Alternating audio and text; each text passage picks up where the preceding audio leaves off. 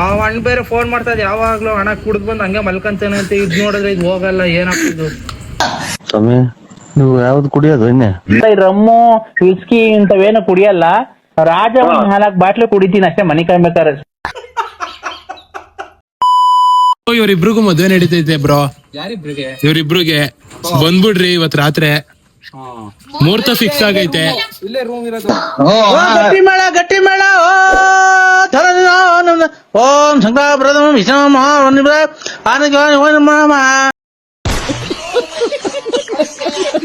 ಅವ್ರಿಬ್ರಲ್ಲಿ ಯಾರ್ ತಾಳಿ ಕಟ್ಟಿರೋದು? ನೀವು ಯಾರ್ ಗಂಡ ಯಾರು ಹೆಂಡತಿ? ಇಬ್ರು ಒಂದೇ ತರ.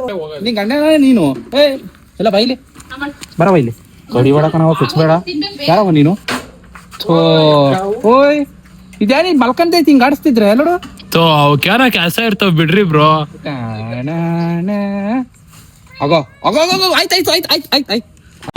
ಇದನ್ನೆಲ್ಲ ಕಣ್ಣಿಂದ ನೋಡಿ ಕಂಗಾಲ ಆಗ್ಬಿಟ್ಟಿದೀನಿ.